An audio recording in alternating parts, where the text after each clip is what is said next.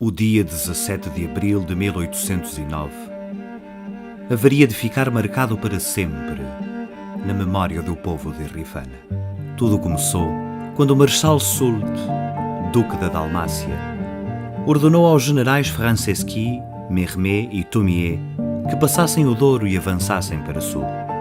Nesse contexto, um piquete de cavalaria, sob o comando de um oficial superior, o tenente-coronel Lamet, sobrinho e ajudante de campo do Marechal Soult, foi interceptado e morto numa emboscada. O Marechal Soult, ao saber quem fora o organizador da emboscada, pôs a sua cabeça a prémio. E na madrugada de 17 de abril de 1809, as tropas francesas cercaram e tomaram de assalto a povoação de Rifana. Grande parte da população procurou refúgio no interior da igreja. Os soldados franceses arrombaram as portas da igreja e obrigaram todos a sair do templo, em fila, selecionando em seguida um em cada 5 de entre os homens válidos. Os quintados. O chapeleiro Gaspar, embora fizesse parte dos quintados, não foi atingido no fuzilamento.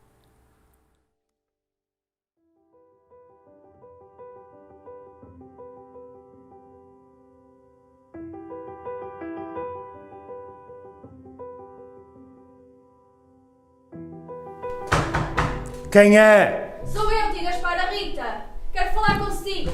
Pode deixar-me entrar. O que é que queres? Vai-te embora, deixa-me em paz. Por alma de quem lá tem, deixe-me entrar. Vai-te embora. Nem tenho tempo nem paciência a perder. O que é que tu queres? O assunto é simples. Fui criada pela Margarida. Sou órfã de pai e mãe. E há pouco tempo soube que morreram no massacre das invasões francesas. Nunca me contaram a verdade. Por isso é que aqui estou, para sabê-la. E visto que o tio Gaspar foi o único sobrevivente, eu pensei que podia-me contá-la. Não me obrigues a recordar aquilo que tenho de esquecer há muitos anos. Vai-te embora! Não, tio Gaspar! Não sai daqui até que me conte a verdade. Queres ouvir a horrível verdade? Estás preparado para ela? Sim, estou. Entra aí.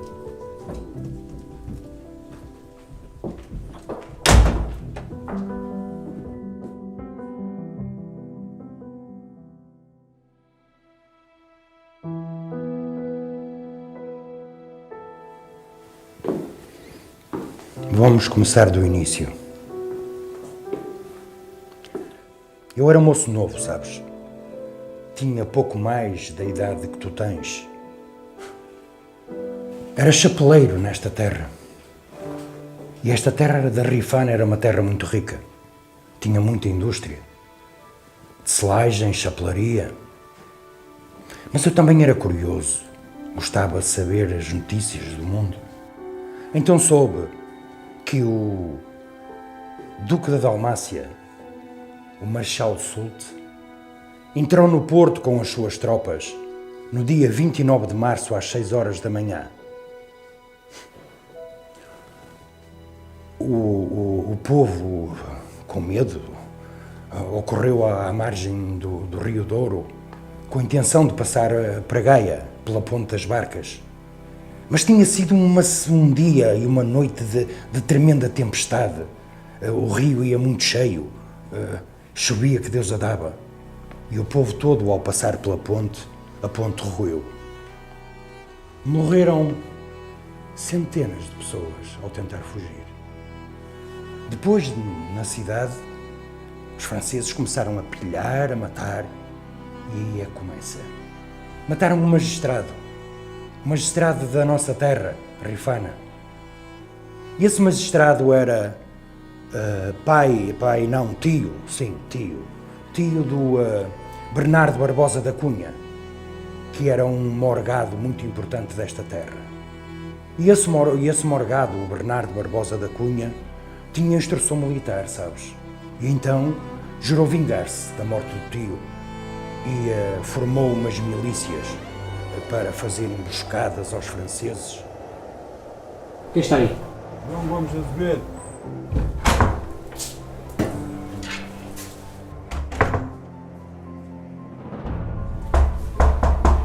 Quem está aí? Atanásio! Quem está aí? Começar a ver o leite. Entrei.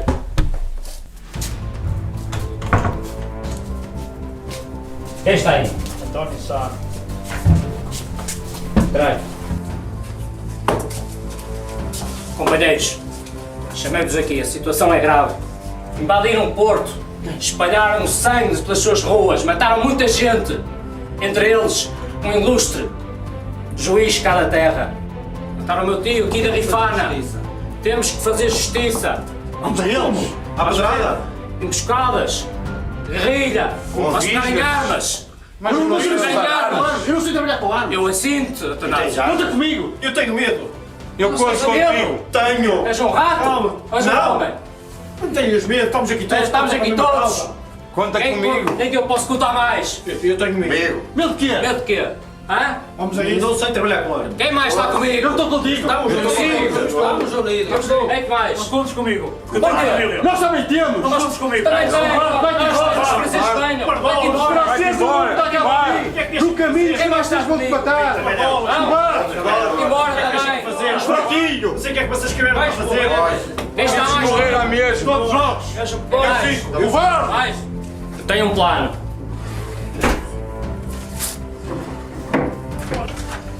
Companheiros, Estrada Real que vai do Porto até a Albergaria. Tem um lugar aqui que se chama Santiago Ribaú. A ponte fica aqui a Ponte dos Cavaleiros. Quem é que vai passar fazer uma emboscada aqui? Vem aqui os franceses, vão passar aqui. Tu, Atanásio, e tu vão ficar aqui embaixo. Sim. Tu e tu vão ficar mais acima. Sim. O resto vai ficar comigo. E só quando eu disser é que fazem ao meu sinal. Perceberam? Sim, perfeito! Estão todos comigo? Sim, sim! É parecer, é parecer! Vamos fazer.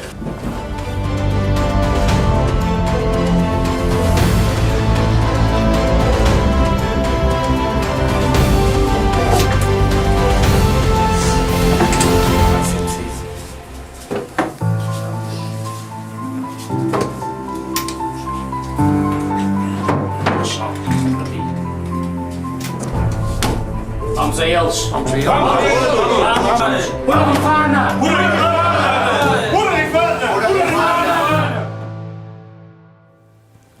O sultão, depois de ter tomado a cidade do Porto, ordenou a 3 generais dele, Franceschi, Mermette e Thomieres. Eu acho que são assim os nomes. E ordenou-lhes que passassem o Douro e avançassem mais para sul. Então postos avançados foram estabelecidos até ao Voga. No dia 30 de março, quinta-feira santa, começaram as tropas de Soult a descer pela Estrada Real em direção a Oliveira das Meias, onde ficaram 280 cavalos. Depois de Oliveira das Meias, saíram patrulhas para Pinheiro da Bemposta, em Angeja também, mas o grosso dos cavalos ficou aqui em Rifana. Vieram 400 cavalos para a Rifana. Depois foram 1500 homens para a Vila da Feira, mais 1200 para o Var. O quartel-general destas tropas todas era em Grijó, no Mosteiro. E é aqui que esta história começa. Esta horrível história que me estás a fazer recordar. Um dia, um general de campo, Lamette, que era ajudante de campo do Marechal Soult, tinha ido ao Porto levar umas informações e quando regressava para a vanguarda trazia uma escolta diminuta. Na Estrada Real, sabes onde é que é? A Estrada Real fica ali perto da Ponte dos Cavaleiros. Era a Estrada Real, a estrada principal. E precisamente nessa ponte, na Ponte dos Cavaleiros, em Santiago de Ribaú, o Bernardo Barbosa da Cunha com as milícias fizeram uma emboscada. A intenção deles não era de matar, Mas face à resistência do Lamete, é o próprio Bernardo da Cunha que aponta a espingarda e o mata a tiro. Morreram também 2 soldados na sequência desse embate. O que aconteceu a seguir? Morreram todos? Não morreram todos. Se tivessem morrido todos, não tinha havido a desgraça que houve. O tenente Chozot, ajudante de campo do Lamete, que vinha com eles, apesar de despojado e de tudo o que levava, conseguiu fugir e denunciou os autores da emboscada. Além do Bernardo, iam mais milícias dele. Ia um José Soares, um João Gomes de Rezende, e iam 2 irmãos, Atanásio Ribeiro Leite e José Ribeiro Leite. Bem, mas as notícias correram depressa. E o general Schulte pôs a sua cabeça a prémio. Então, o padre da altura, o padre Manuel Ribeiro, sabendo das notícias e de que o Bernardo era procurado, foi avisá-lo que a vida dele corria perigo. Bernardo. E aconselhou-o a procurar refúgio num local seguro. O Bernardo aceitou os conselhos dele. Oh, Bernardo. Sou bem, sou seu padre. Deus te abençoe. Olha, tens que fugir rápido. Os franceses já souberam. E bem te vingar. Depois eu conto melhor. Vamos.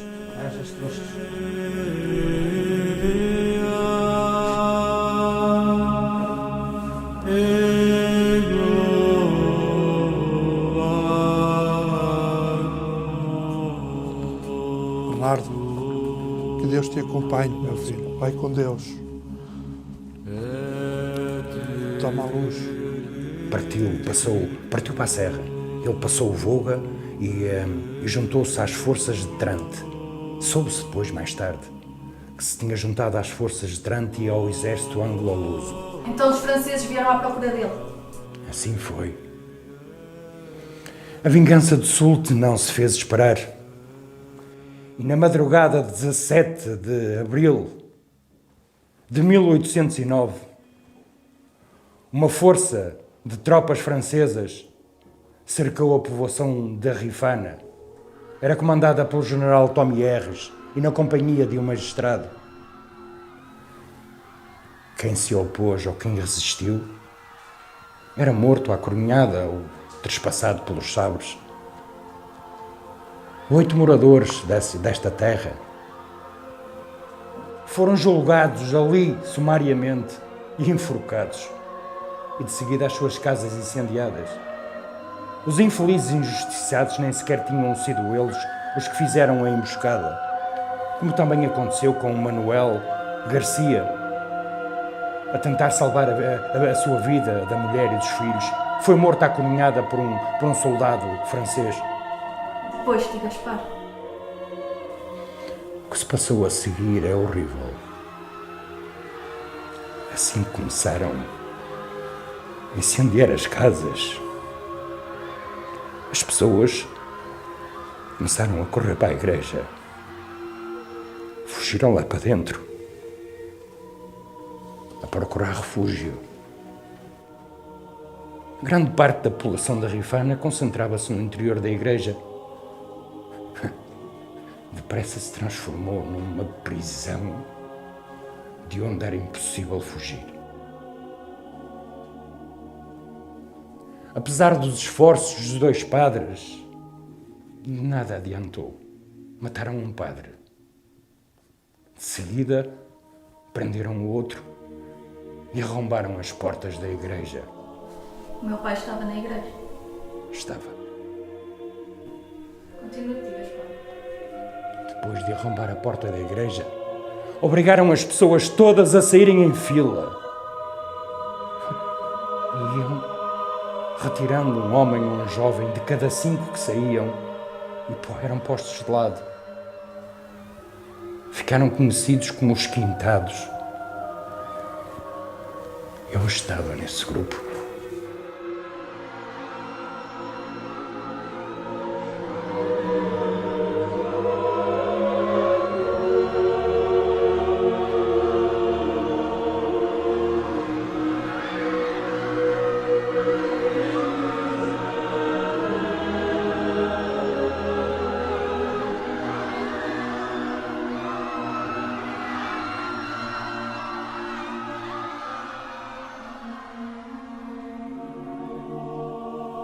Depois fomos amarrados e levados para a Bociqueira.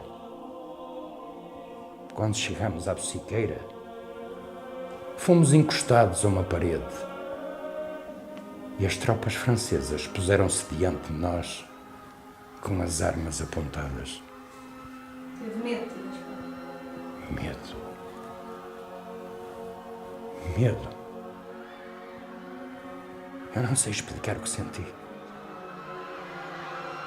Não sei. Eu ouvia alterosos clamores, prantos dolorosos das mulheres e crianças desta terra. Ouvia súplicas. Tremia. Urinei nas calças. Não conseguia sequer dizer uma palavra, um grito. Senti que era o fim. Depois, agarrei-me a esta cruz de madeira que ainda a trago.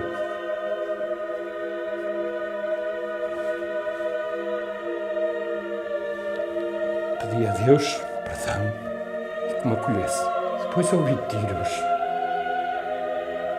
Ao meu lado tomaram pais, filhos, crianças, homens casados, solteiros, viúvos e o padre Manuel Ribeiro.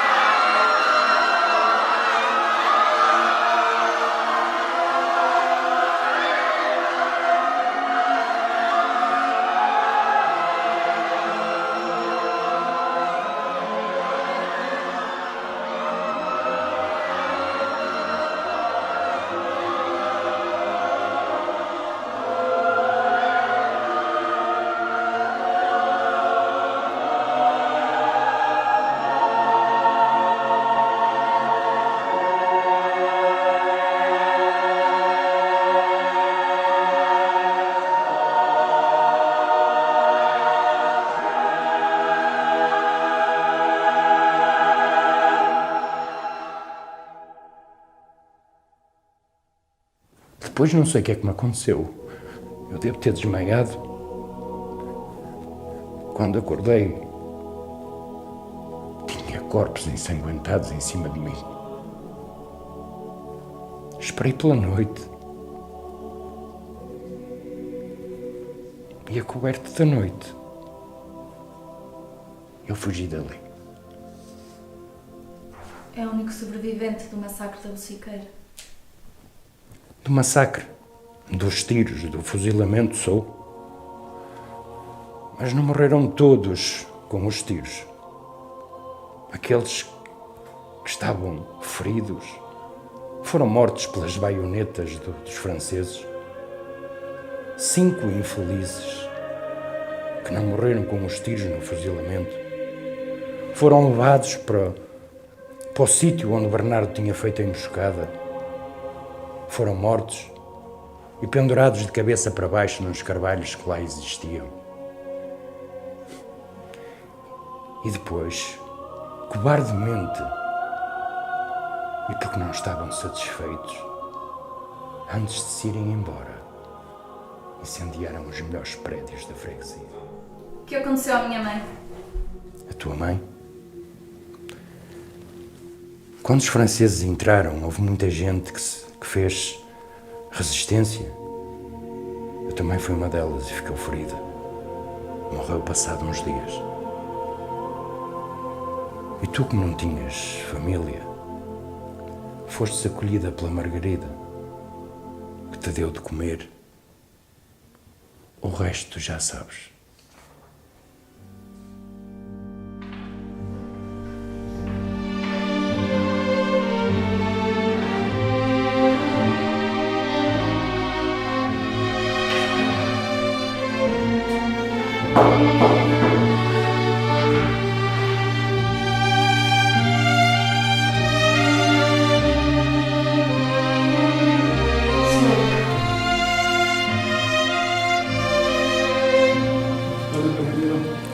aqui mais uma menina, a Rita. Mais uma, eu não tenho que lhe dar de comer. Tem calma, mulher, por Deus, tudo vai correr bem e Deus vai nos ajudar. Fica aqui. Com estas coisinhas, vou-vos ajudar. Tá Muito bem? obrigada, muito obrigada. Dá um beijinho.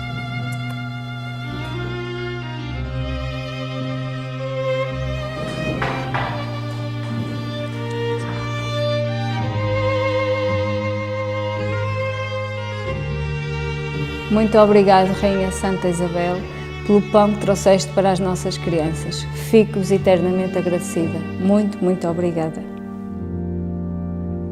Quantas pessoas morreram à mão dos franceses em Arrifana? Não se sabe ao certo quantas pessoas morreram. Os registros paroquiais dizem 71. Mas não se sabe ao certo. Morreram muito mais pessoas. Umas porque não eram daqui, foram levadas pelas famílias para as terras deles e os óbitos foram lá registados.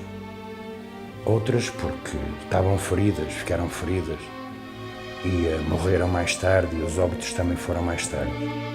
Por isso não se sabe ao certo quantas pessoas morreram. O que se sabe é que o único que sobreviveu ao fuzilamento fui eu.